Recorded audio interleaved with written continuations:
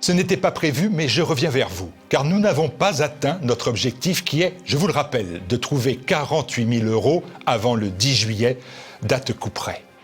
TV Liberté est la première chaîne alternative de France. TV Liberté, c'est une communauté indépendante, libre. C'est un môle de résistance. Avec TV Liberté, plus personne n'est seul. Vous n'êtes pas seul.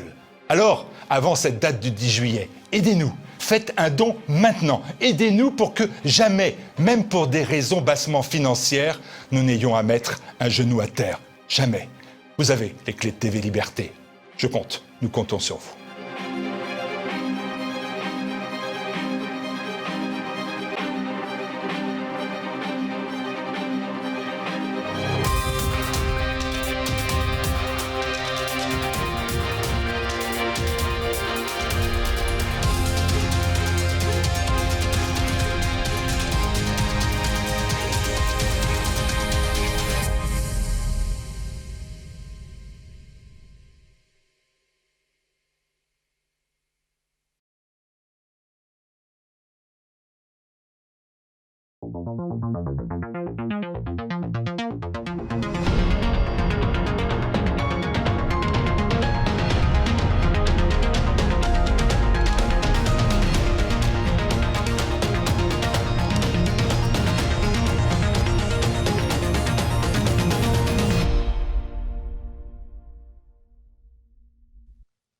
Bonjour à tous et bienvenue dans ce nouvel immédiat. Bonjour Jean-Yves. Bonjour Nicolas.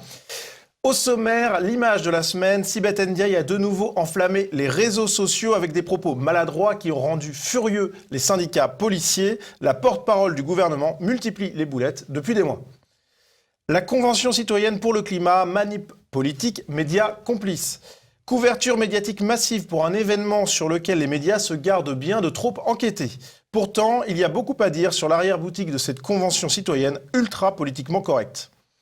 Trump violemment attaqué par Twitter et par la presse française, l'incorrect censuré par le gestionnaire des kiosques parisiens. Nous reviendrons comme d'habitude sur l'actualité médiatique de la semaine. Émeutes en Allemagne et attentats en Angleterre, délit médiatique dans toute l'Europe. Plusieurs centaines d'émeutiers ont choqué toute l'Allemagne et les médias français sont restés très discrets sur cet épisode. Tout comme ils ont été peu loquaces sur les 3 personnes poignardées par un terroriste en Angleterre. Immédiat numéro 304 avec Jean-Yves Le Gallou, c'est parti.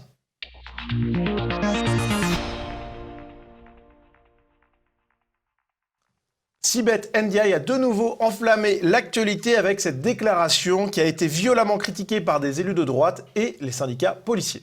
Je ne saurais pas expliquer aujourd'hui à mes enfants, par exemple, est-ce qu'il est normal ou pas de jeter des pierres sur les forces de l'ordre. Et les médias sont rapidement venus au secours de Sibeth Ndiaye. On a par exemple le HuffPost. Police, une citation tronquée de Sibeth Ndiaye fait enrager les syndicats. Alors, qu'en est-il vraiment? La citation est-elle véritablement tronquée? Voici l'extrait dans son contexte. Est-ce que la justice doit être sans pitié?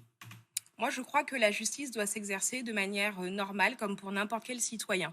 Quand je ne sais pas expliquer qu'on jette des pierres sur les forces de l'ordre, je ne vois pas en quoi il faudrait l'absoudre. Moi, je comprends évidemment l'émotion qui a suscité l'image qu'on a vue de son arrestation. Mais en même temps, je ne saurais pas expliquer aujourd'hui à mes enfants, par exemple, est-ce qu'il est normal ou pas de jeter des pierres sur les forces de l'ordre. Là, c'était une adulte, hein? Bien sûr, mais à un moment donné, il faut qu'on soit capable aussi de considérer que la justice, elle est la même pour tous. Il peut y avoir des circonstances atténuantes, ça ne m'appartient pas de le dire. Là, vous n'en trouvez pas pour elle. Et c'est Elle dit au qu'elle a juge craqué, elle a de été... le faire. Que dirions-nous au fils ou à la fille du CRS qui reçoit cette pierre dans le visage? Qu'est-ce qu'on lui dirait? C'est pas grave? Non, on ne peut pas le dire. Donc il faut que la justice se fasse. Il faut faire un effort pour poursuivre, hein, parce que ça part dans un sens, ça part dans un autre. Oui, alors elle n'a pas dit, après tout, on peut se poser la question si c'est bien ou si c'est mal d'envoyer des pierres sur les policiers, mais elle l'a quand même dit quelque part, quoi. C'est pas très clair. Extraordinairement confus.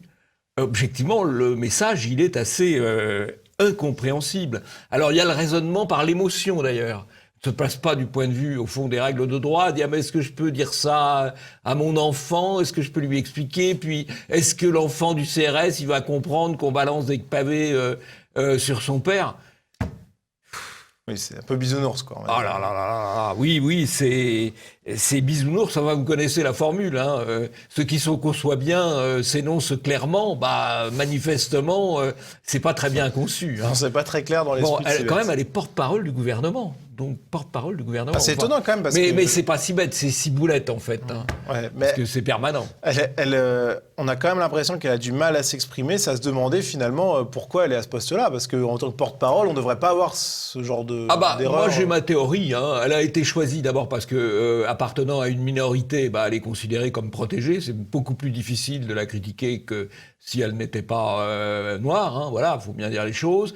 Et puis je pense que Macron, qui est quand même quelqu'un de pervers, ça lui plaît un petit peu d'humilier les Français en nommant comme porte-parole du gouvernement, comme ministre, comme porte-parole du gouvernement, quelqu'un qui se fout un peu de leur gueule. Voilà, faut dire les choses. Je pense qu'il y a une certaine perversité. Ça fait partie de la stratégie d'abaissement de la France et des Français de la Macronie.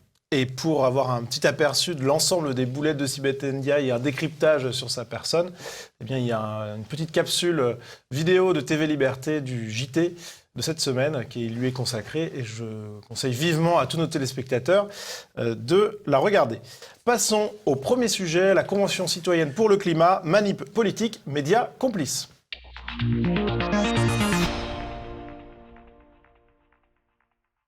La Convention citoyenne pour le climat a bénéficié d'une couverture médiatique assez hallucinante. On a par exemple 2 couvertures du Monde, 150 propositions pour une rupture écologique, climat changé en profondeur, mais également des sujets dans les journaux télévisés, sur les chaînes d'infos et sur les radios. La Convention citoyenne, c'est 150 citoyens qui ont été tirés au sort et leur job, c'est de proposer des mesures pour lutter contre le réchauffement climatique qui seraient ensuite soit transmises au Parlement, soit directement transmises à référendum. Dernière ligne droite pour les 150 tirés au sort. Dans cet hémicycle, ils vont débattre, amender et voter les 149 propositions de la Convention citoyenne pour le climat. Alors que la Convention citoyenne pour le climat s'apprête à transmettre ses propositions à Emmanuel Macron, coup de projecteur sur l'isolation des bâtiments. Oui, je pense qu'il y a vraiment un pari réussi pour la Convention citoyenne. On voit qu'ils sont arrivés avec 150 propositions vraiment ambitieuses.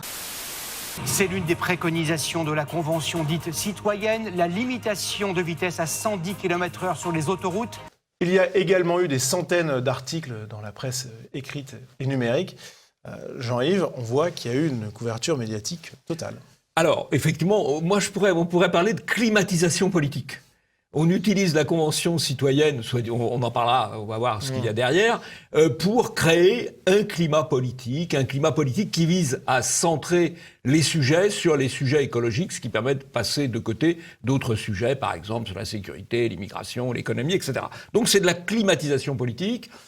Les médias ont répondu à une campagne de com gouvernementale, avec des agences de communication derrière, et donc on a Le Monde qui fait 2 unes de suite, sur ce qui n'est quand même que des propositions plus ou moins sérieuses, 2 unes de suite, et puis ça amène tous les JT, tous les médias à la suite. C'est le côté un petit peu donneur d'ordre du Monde, hein, qui reste quand même un journal d'influence à défaut d'être de référence, ou de référence de la désinformation. Et puis, on les valorise aussi parce que tout ça est très politiquement correct. Donc, tout ce petit monde s'auto-entretient, le tout en présentant ça, ce qui est une manipulation incroyable, comme émanant des simples citoyens. On va voir ce qu'il en est. Alors effectivement, si cette couverture médiatique a été aussi importante, c'est aussi parce que les résultats de la Convention étaient particulièrement politiquement corrects. On peut se demander un petit peu pourquoi ces résultats sont si politiquement corrects. La composition de cette Convention citoyenne pose question et les médias ne se sont bizarrement pas fait écho de cette composition pour le moins marquée idéologiquement. Jean-Yves, on le voit avec par exemple un comité de gouvernance particulier. Alors, écoutez, moi qui suis un peu naïf, je pensais que ces 150 citoyens auraient élu, comme le font les assemblées, auraient élu leur bureau, auraient choisi leur rapporteur. Je ne sais pas ce que ça aurait donné, mais il y aurait eu davantage de semblant de démocratie. Pas du tout. On leur a placé, on les a coiffés par un comité de gouvernance. Évidemment, gouvernance, ça fait chic, avec des experts. Et donc, ils ont été complètement encadrés et manipulés. Alors par qui? Alors ça, c'est intéressant. Il y a 2 coprésidents. Alors, le premier coprésident, il est issu de la fondation Terra Nova. Fondation déjà la température, socialiste qui a théorisé l'alliance entre les bobos des centres-villes et les immigrés comme stratégie électorale. Donc là, on voit un peu le ton. Ensuite, on a Madame Tubiana, qui travaille dans le domaine de l'écologie, qui vient quand même de la Ligue communiste révolutionnaire. Donc, pour manipuler une assemblée, quelqu'un qui a été formé à la Ligue communiste révolutionnaire, c'est un bon choix. C'est pas mal. Voilà. Alors, on a ensuite un étudiant. Alors, c'est un étudiant extraordinaire, il a près de 35 ans. Le rapporteur général. Le rapporteur général, c'est un étudiant de près de 35 ans qui représente les étudiants, en l'occurrence une association d'étudiants de scission de l'UNEF, la FAGE. Voilà. Alors, il est étudiant depuis 2007. Voilà, il est étudiant depuis 2007. Bah oui, mais faut quand même le temps. Il est présenté comme étudiant. On ne galèche pas. Il est présenté comme étudiant sur le site du Comité économique et social environnemental. Alors ensuite, on a les experts du climat. Alors les experts du climat, il y a eu à l'origine, il y a eu deux grands experts présentés. Jouzel, qui est un expert français, et Linzen, qui est un physicien américain, qui est devenu, au fil des temps, disons, climato-réaliste et non pas climato-alarmiste, et dont on n'entend plus parler. Par contre, Jouzel, il en rajoute toujours dans le climato-alarmisme, avec succès, puisqu'il est présenté là comme expert du climat. Bon, c'est un expert, mais il y en a d'autres qui pensent très exactement autre chose. Ouais, il y a d'autres experts, Jean-Yves, il y a des experts de la démocratie participative. Là, on sent bien le truc, là, voilà. Expert de démocratie participative. Et ensuite, il y a des experts du champ économique et social qui sont aussi présents pour encadrer un petit peu les débats. Oui, alors on trouve le questeur du CES qui vient qui vient de la Fondation Jean Jaurès. Donc là encore, on est dans la même origine politique. Oui, c'est le Parti socialiste. Parti socialiste, nouvelle néo-socialiste. Hein. Même un peu dur, puisqu'on a vu... C'est, voilà. On a quelqu'un de la CFDT. Bon, allez, ça va. Et puis, on a une représentante des syndicats d'associations culturelles. Donc là aussi, c'est le lobby de la gauche culturelle. Et pour finir, dans ce comité de gouvernance au sens large, on a 2 personnalités désignées par le ministre de la Transition écologique et solidaire, Léo Cohen et Ophélie Rissler. Léo Cohen, qui était collaborateur du groupe écolo à l'Assemblée nationale il y a encore quelques années. Donc effectivement, on est sur une coloration politique très, très, très à gauche quand même, sur l'ensemble de ces personnalités. On a également les garants. Parmi eux, on a Cyril Dion, qui est très engagé, lui aussi, on va dire, qui est plutôt à gauche aussi, hein, on va le dire. Et puis, Jean-Yves, le plus important de cette convention citoyenne, c'est bien les citoyens. Et donc, on a donc 150 citoyens qui ont été choisis au hasard pour être représentatifs de la population française. C'était en tout cas la promesse du gouvernement. Alors, première remarque, quand on fait un sondage, pour qu'il soit représentatif de la population française, c'est forcément plus de 1000. Donc là, on est déjà à 150. Oui, c'est la loi des grands nombres, effectivement. C'est la loi des grands nombres. Donc à 150, c'est pas représentatif. Ensuite, comment on les a trouvés? Alors ça, c'est fabuleux. On a généré automatiquement des numéros de téléphone, 85% de téléphones mobiles, 15% de téléphones fixes. 250 000. 250 000. À ces 250 000, on a envoyé un SMS. Est-ce que vous êtes intéressé? Donc, premier biais, il y a ceux qui répondent, est-ce qu'ils sont intéressés ou pas? Ou ceux qui répondent même pas du tout. Ceux qui ne répondent pas, voilà. Et donc, après, il y a une nouvelle sélection. On prend contact avec les gens. Je ne sais pas qui prend contact. Enfin, les gens qui organisent le bastringue, hein, faut bien dire les choses. Et là, semble-t-il, il y en a un tiers qui dit d'accord, je veux bien. Bon, très bien. Il y en a 2 tiers qui hésitent. Et sur les 2 tiers qui hésitent, on les rappelle. Et à la fin, il y en a un qui accepte. Donc, le résultat des courses, c'est qu'il y a une série de biais. Alors, on vous dit, oui, mais ça représente bien les différentes régions, les 2 sexes, parce que là, on considère quand même qu'il y a encore 2 sexes. Ça représente bien les différences socio-professionnelles. Encore une fois, sur 150, c'est pas vrai. Mais surtout, la vraie question, est-ce que ça représente, est-ce que c'est un échantillon politique représentatif de la population? Ça, on ne nous le dit pas. Et on ne nous le dit pas parce que, manifestement, ça n'est probablement pas le cas. Et donc, on a un biais dans la sélection de l'échantillon. Parce qu'effectivement, les personnes qui ont déclaré leur intérêt, en gros, on a choisi que parmi des personnes qui ont déclaré leur intérêt pour la question climatique. Vous faites un sujet sur l'immigration, qui va déclarer son intérêt plutôt les gens qui sont opposés. Oui. Voilà. Bon, voilà. Donc c'est un biais très important. C'est un biais. Donc il y a toute une série de biais. Et en plus, si vous voulez, il y a le fait que ces malheureux sont complètement coiffés, encadrés par toute cette série d'experts, de sachants. Voilà. En plus, voilà. Donc, honnêtement, le résultat n'est pas très surprenant. Et on a quand même quelques critiques des médias, des médias qui se sont bien gardés de faire l'analyse poussée comme nous on a pu l'esquisser, parce qu'il y a encore beaucoup plus à dire évidemment, mais bon, on n'a pas le temps. Mais nous, on a peu de temps, mais on trouve quand même les choses en quelques clics. Alors on pourrait aller plus loin, puisqu'on n'a pas énuméré tout le monde. Ouais. Mais les médias, ils ont des centaines de personnes qui pourraient faire ça. Et ils n'ont pas l'honnêteté de dire, oui, cette convention citoyenne avait une coloration plutôt à gauche. C'était la moindre des choses. Bon, en tout cas, il y a quand même quelques critiques. On note par exemple Dominique de Montvalon qui parle de la mesure de ramener la durée de temps de travail à 28 heures, mesure passée à la trappe, mais qui en dit long sur le climat de cette convention et ceux qui l'influençaient. On a également Valeurs Actuelles qui a publié un article, une escroquerie pseudo-démocratique sous tutelle. Et puis on a également le site Contrepoint qui évoque la question du nucléaire. Pourquoi ? Eh bien tout simplement parce que le nucléaire est un sujet qui a été jugé trop clivant par les organisateurs et qui n'a donc même pas été abordé. Donc c'est assez surprenant pour une convention quand même sur le climat, Jean-Yves.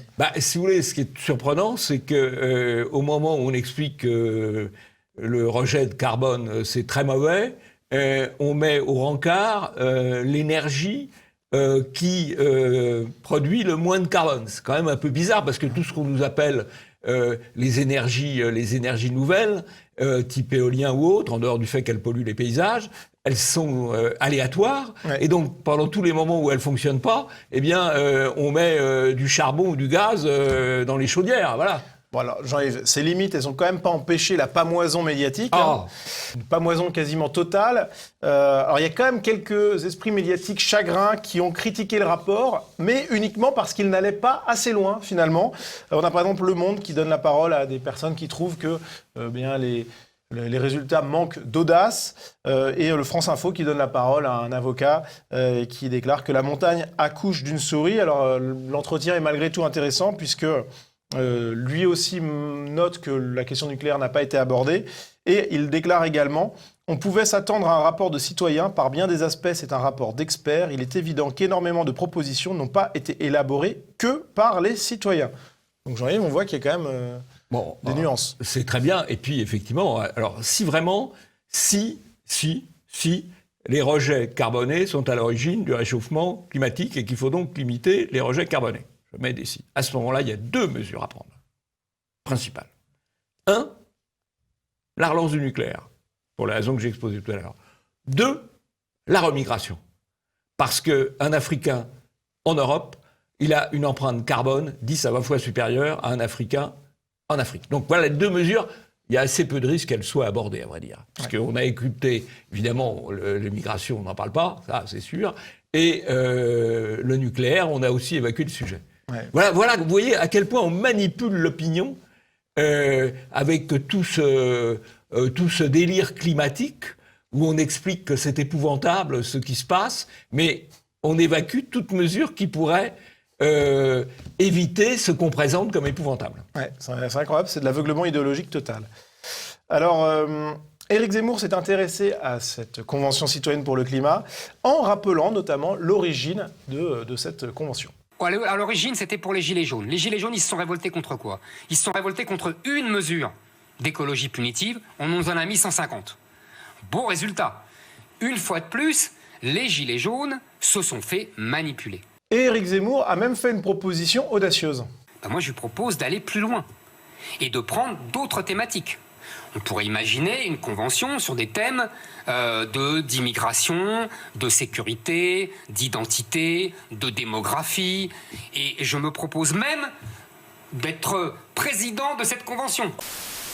Après tout, toutes les thématiques que j'ai données sont au moins aussi importantes que les thématiques environnementales.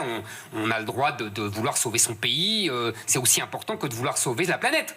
Donc moi, je propose ça. Allons-y. Et sur l'heure des pros, toujours sur CNews, réagissant à cette proposition d'Éric Zemmour, Guillaume Bigot a été plutôt pertinent.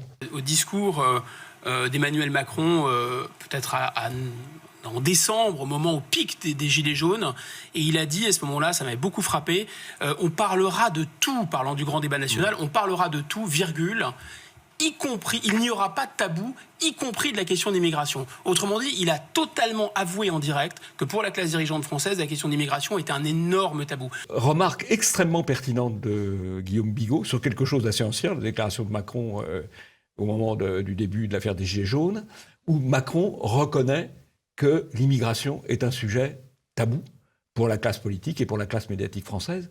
Et ça a évidemment un effet considérable, ça a des conséquences politiques considérables, puisqu'un sujet tabou, on n'en parle pas, et donc les gens ne peuvent pas se prononcer sur ce sujet, les gens ne peuvent pas se mobiliser sur le sujet, puisqu'on les emmène sur d'autres sujets.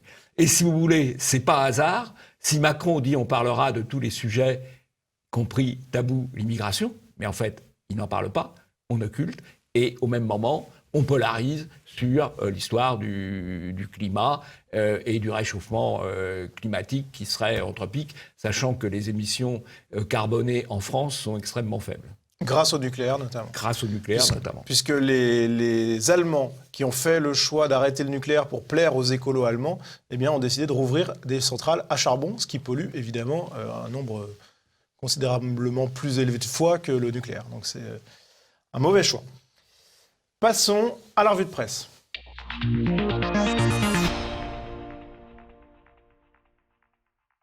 Et pour commencer cette revue de presse, eh bien, Jean-Yves, direction les États-Unis, le siège de CNN à Atlanta, dont on avait déjà parlé dans Immédiat puisqu'il s'était fait attaquer par les émeutiers il y a quelques semaines.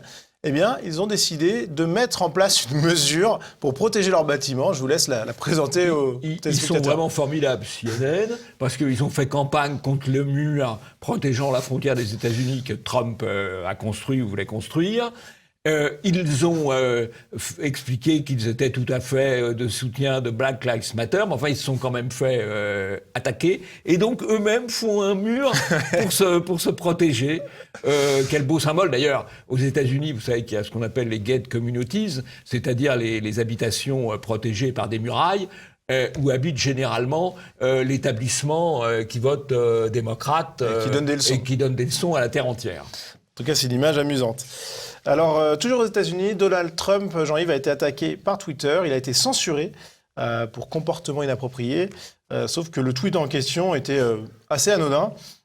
Il déclarait « Il n'y aura jamais de ZAD à Washington, aussi longtemps que je suis votre président. Et si jamais les émeutiers venaient à vouloir installer une zone autonome, eh bien, il y aurait usage d'une force conséquente. » Donc, alors ça, c'est l'usage de la force légitime, parce que Washington, c'est le siège des États-Unis. Le siège de l'exécutif et du Parlement américain, on ne va pas le laisser enserré par une troupe de gauchistes. Donc c'est assez normal. Mais indépendamment de ça, ce qui est assez hallucinant, mais c'est pas la première fois, les réseaux sociaux se mettent à censurer des chefs d'État. Des chefs d'État. Bon, alors on peut être d'accord ou pas avec Trump, mais il a été élu chef d'État. J'ajoute qu'on le censure parce qu'il dit on fera un usage de la force. Bah oui, pour rétablir l'ordre, ça c'est normal. Mais ils n'ont jamais censuré, ils auraient eu tort de le faire d'ailleurs, ils n'ont jamais censuré ni M. Macron, ni M. Castaner, quand ils ont justifié qu'on éborgne des gens au moment des Gilets jaunes, et qu'on opère des répressions violentes, qu'on légitime des répressions violentes contre les Gilets jaunes en disant c'est l'usage de la force légitime. Quand Macron et Castaner le font, on ne les censure pas, ce qui est bien. On n'a pas à censurer un chef d'État ou un ministre de l'Intérieur, mais Trump, on le censure. C'est quand même assez hallucinant, hein. Alors Donald Trump a également été attaqué par la presse française. Pourquoi ? Eh bien tout simplement, comme le dit Courrier International, puisque son dernier meeting, le meeting de Tulsa, aurait été un fiasco. En témoignent des images de gradins à moitié vides, des images qui ont été reprises par Le Monde. Élection présidentielle aux États-Unis, le fiasco de Tulsa souligne la mauvaise passe de Donald Trump. Le choix des photos qui est le même chez Libé et même Le Figaro, on voit des gradins vides. Sauf qu'en réalité, déjà premièrement, la majorité des places sont remplies, donc c'est un choix de photos qui est quand même un peu bizarre. Et surtout, eh bien, ce vide dans les tribunes s'expliquait par une multitude de fausses réservations réalisées par des opposants politiques. Bon, alors bravo aux opposants politiques qui ont réussi leur manip. Et bravo aux médias qui sont parfaits dans leur rôle de désinformation d'une double manière. D'abord, la désinformation par l'image, puisqu'on choisit... ils auraient pu mettre une photo plus globale, où on voit du plein, du vide. Non. Ah, c'est fou, honnêtement, c'est vraiment incroyable. C'est absolument dément. Et ensuite, ils en tirent la conséquence que c'est la déconfiture de Trump, sauf qu'il a fait un meeting très important, qui a été vu, selon son équipe, je ne sais pas compter, par 10 millions de personnes en direct télévisé.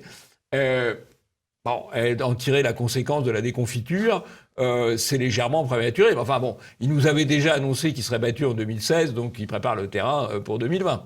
Et pendant ce temps-là, c'est amusant, on avait le meeting de Joe Biden qui a été moqué par Donald Trump. Pourquoi ? Parce qu'il y avait une dizaine de personnes simplement assises sur des chaises entourées par des cercles blancs pour symboliser la limite. Des cercles blancs de la part de Biden, ça me choque un peu. Il aurait dû mettre des cercles noirs, je trouve. En tout cas, Donald Trump l'a moqué. Et les médias ont défendu Joe Biden en disant oui, mais c'était pour se protéger du coronavirus, etc.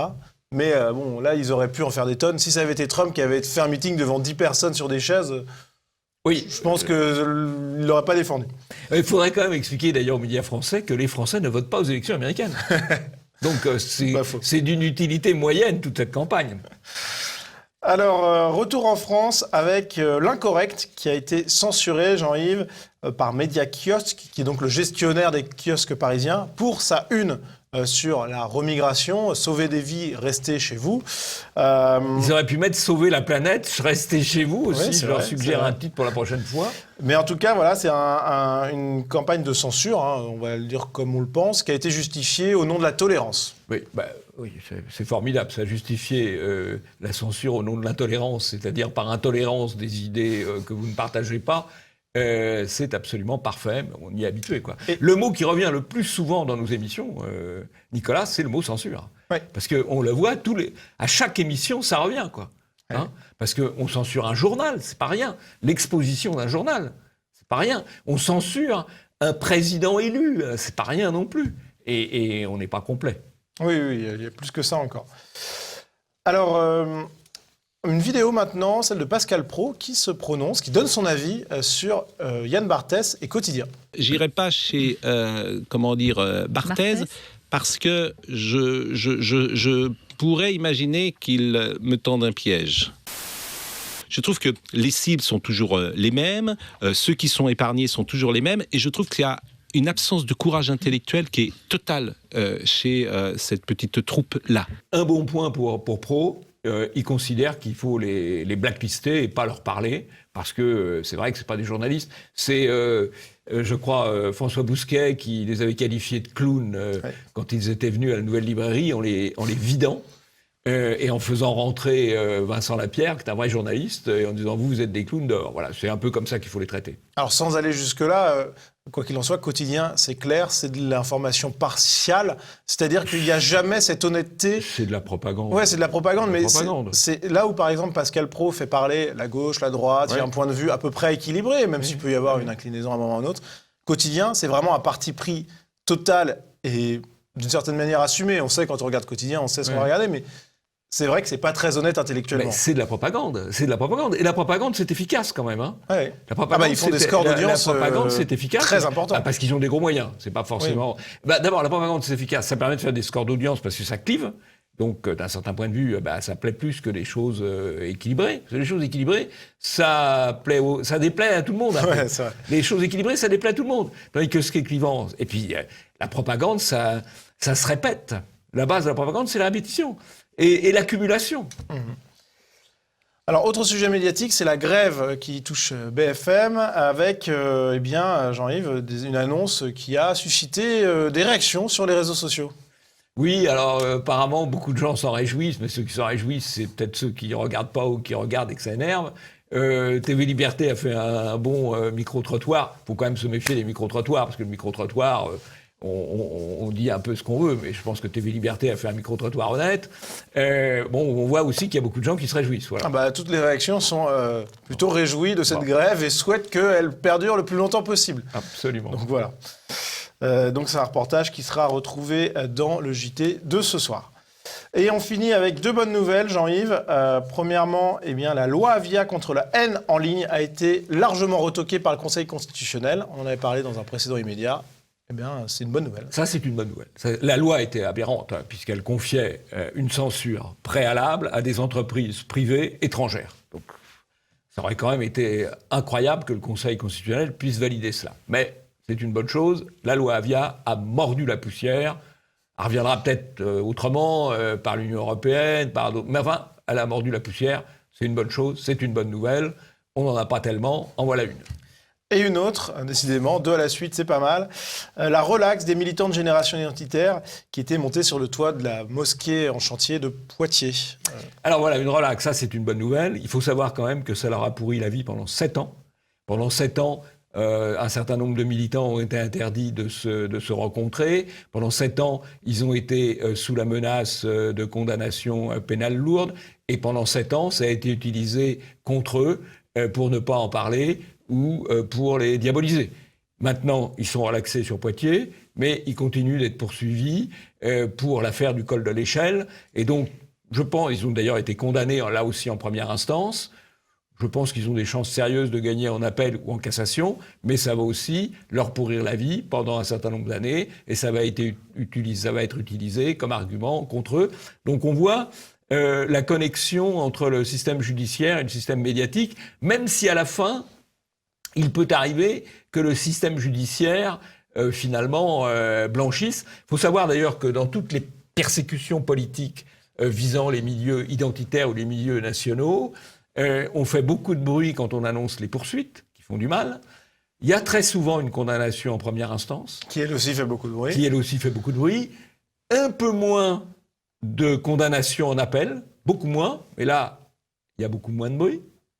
Et parfois, quand il y a encore condamnation en appel, il y a la cassation qui revient dessus. Mais là, ça fait encore moins de bruit. Oui, quand et les donc, gens sont le bruit médiatique n'est pas proportionnel à l'importance du jugement, de relax ou de condamnation. Il est proportionnel à l'intérêt idéologique et politique qu'il donne.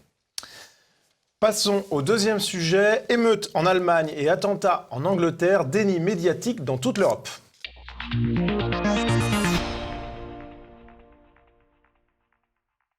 Et c'est au tour de l'Allemagne de connaître des émeutes ethniques. Un simple contrôle de police pour une affaire de stupéfiants qui dégénère. Et ce fut l'embrasement dans la nuit de samedi 20 à dimanche 21 juin. Plusieurs centaines de jeunes gens, jusqu'à 500, se sont dirigés à la suite d'un contrôle de police en petits groupes vers le centre-ville de Stuttgart, en Allemagne, pour y semer le chaos pendant plusieurs heures. L'émoi a été énorme en Allemagne, mais en France, le traitement médiatique a été minime quand il n'a pas tout simplement été inexistant, car le sujet n'a, par exemple, jamais été évoqué par les journaux télévisés de TF1 et de France 2, ce qui, Jean-Yves, est quand même assez incroyable. Ça veut dire qu'il y a 16 millions de personnes qui ensuite relaient sur d'autres millions de personnes qui ne sont tout simplement pas tenues au courant de cet événement. Alors, c'est assez intéressant d'ailleurs, parce qu'un événement a lieu aux États-Unis, sont quand même à des milliers de kilomètres, on en parle, et ça revient en boucle. Un événement a lieu à Stuttgart, qui est une des grandes villes allemandes, une des grandes agglomérations allemandes, qui est à 500 kilomètres. Silence absolu. Donc c'est pas le fait que ce soit à l'étranger, puisqu'on parle de certaines choses et pas d'autres. Alors c'est vrai que c'est pas une nouvelle très politiquement correcte, donc silence radio, silence télé. Alors, silence dans la télé, effectivement. Les médias en ont évidemment un petit peu parlé. Il faut dire que l'émoi outre-Rhin était tel que ça aurait été compliqué quand même de ne pas le faire du tout. Mais les médias, déjà, sont restés très tranquilles dans leur traitement médiatique et ils sont restés très discrets sur le profil des émeutiers. On a par exemple Le Monde, dans son article sur la question, qui, pour parler des émeutiers, évoque plusieurs centaines de jeunes, une vingtaine de personnes, centaines de jeunes gens, et conclut: la police a exclu toute motivation politique et penchait plutôt pour des fêtards réunis dans le centre-ville par une nuit chaude, parce que les clubs et les discothèques sont toujours fermée. Donc, même pudeur de la quasi-totalité des médias. Je dis pudeur, Jean-Yves, car les autorités allemandes avaient très vite communiqué sur le profil des émeutiers. Et on se rendait compte qu'il y avait quand même quelque chose Alors, la à creuser. moitié des émeutiers sont étrangers. La moitié des émeutiers arrêtés. Des émeutiers arrêtés, pardon. La moitié des émeutiers interpellés sont étrangers, donc ça fait 50%. Et le quart des autres, à minima, est d'origine étrangère. Donc on a 60 à 70% d'émeutiers d'origine étrangère, c'est pas neutre. On a d'ailleurs, quand on regarde un peu ce qui s'est passé, c'est assez intéressant parce que c'est aussi ce qui s'est passé un peu en France. On a une alliance entre l'extrême gauche et les extra-européens et les islamistes, et des manifestations qui ont lieu dans des centres-villes. Comme à Paris d'ailleurs, on a eu pendant très longtemps des manifestations ou des violences urbaines qui étaient dans les banlieues. Aujourd'hui, il y a eu plusieurs manifestations interdites, y compris de clandestins, qui se sont promenés dans Paris. On a eu à Dijon une bagarre entre les Tchétchènes et des mafias arabes qui ont commencé dans le centre de Dijon.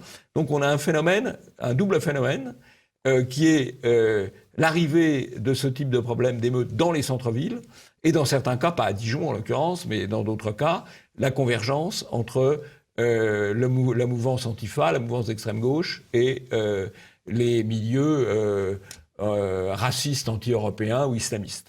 Et justement, Jean-Yves, vous parlez d'alliance avec des islamistes. Eh bien, on a une preuve de ce fait qui a évidemment été passé sous silence par la quasi-totalité des médias français également. Eh bien, c'est tout simplement des cris islamistes, des cris Allahu Akbar qui ont été lancés par des émeutiers.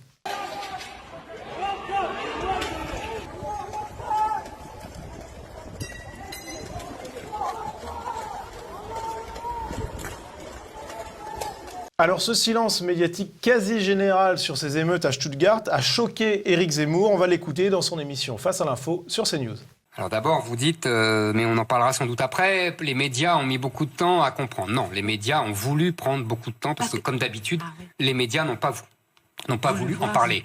On avait déjà connu le coup avec les émeutes de Cologne, les viols de Cologne, vous vous souvenez ? En 2015. En 2015, où toutes ces femmes, pour le réveillon, avaient été violées par des migrants.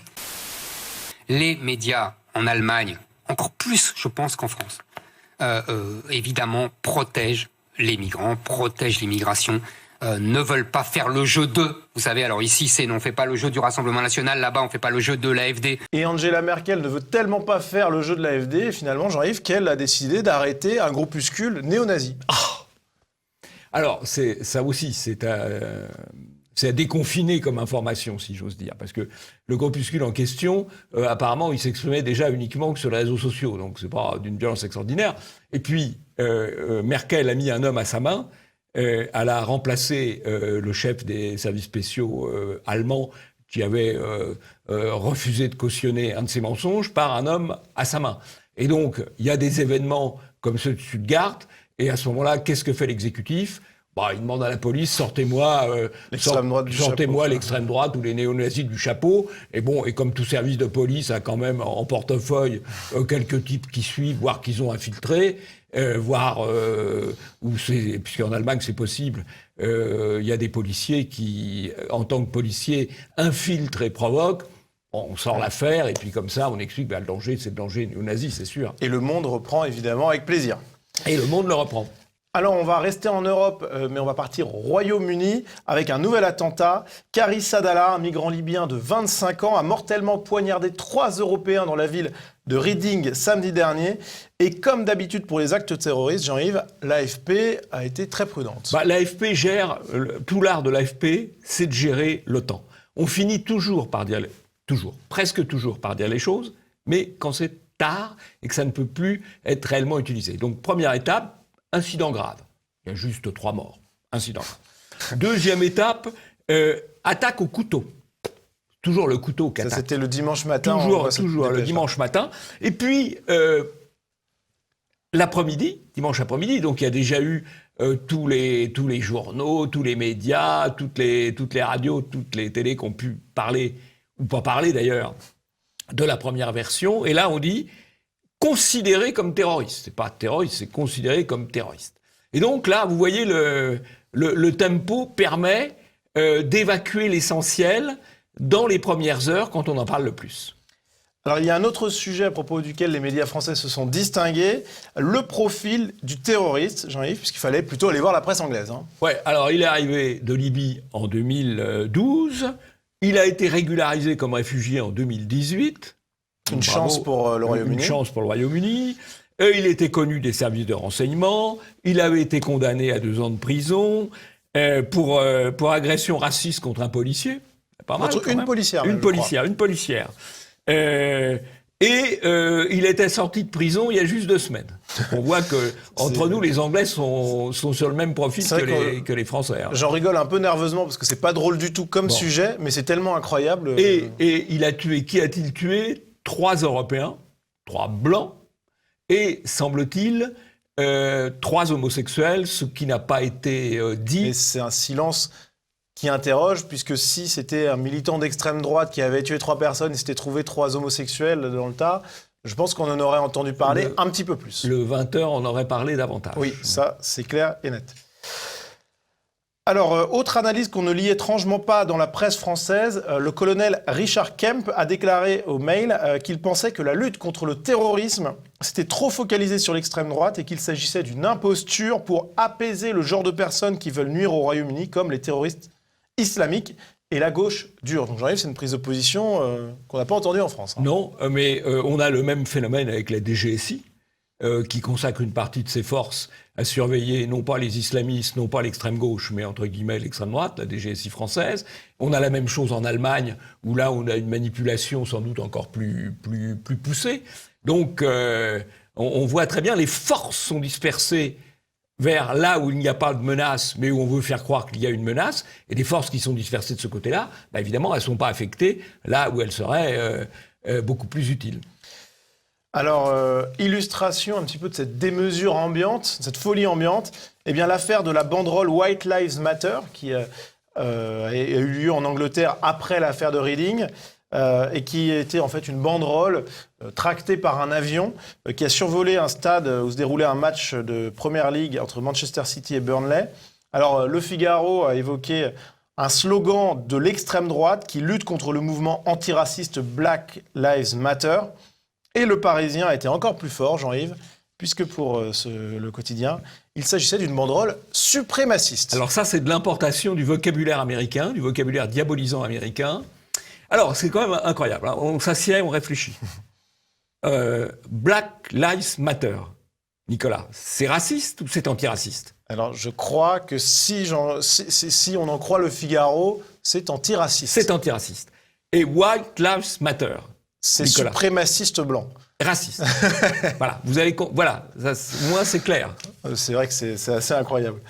Et ce qui est encore plus incroyable, eh bien, c'est qu'il y a eu un acte de courage de la part de la personne ayant déployé cette banderole, puisqu'il a refusé de s'excuser, qu'il a assumé son action, ce qui est donc très courageux. C'est un vrai British. Never explain, never complain. donc voilà. Alors malheureusement, cet homme ainsi que sa compagne ont été licenciés chacun de leur boulot respectif. Alors c'est quand même incroyable parce que cet homme, il est soudeur, je crois, métallurgiste. Il n'a pas un boulot très idéologique. Il est licencié. Sa compagne. Oui, rien à voir théoriquement. Rien à voir. Elle est esthéticienne. Licenciée aussi. C'est le totalitarisme à l'état pur.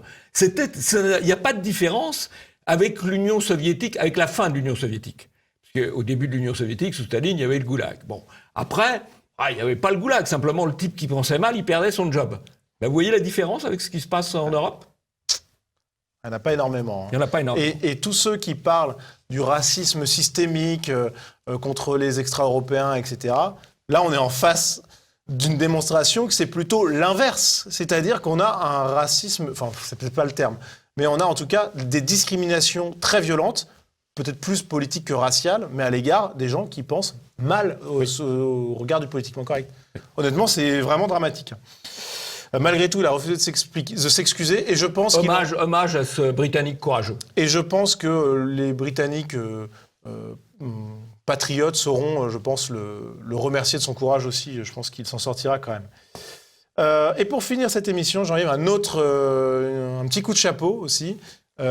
À des Français cette fois-ci. Oui, alors des jeunes Français qui ont pris une initiative positive, sympathique, courageuse, qui est de remettre en état, de nettoyer les statues qui ont pu être profanées par la bande d'agitateurs Black Lives Matter et Antifa qui ont profané un certain nombre de statues. C'est une bonne action concrète, positive, ça mérite d'être salué. Coup de chapeau. C'est parfait pour terminer cette émission sur une note positive. Merci à vous de l'avoir suivi et Jean-Yves, on se dit à la semaine prochaine. À la semaine prochaine.